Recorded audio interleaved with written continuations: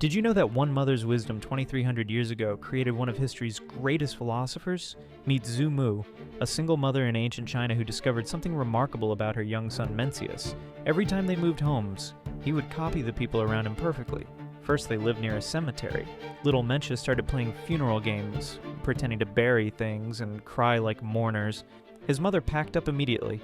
Next, they moved near a busy marketplace. Soon, Mencius was haggling with imaginary customers and counting fake money like the merchants. Again, she moved. Finally, Zhu Mu found a home near a school. Within weeks, Mencius was sitting quietly, reading and discussing ideas like the scholars he watched. This wasn't luck. Zhu Mu understood a truth we're just rediscovering today. Environment shapes character more than talent ever could.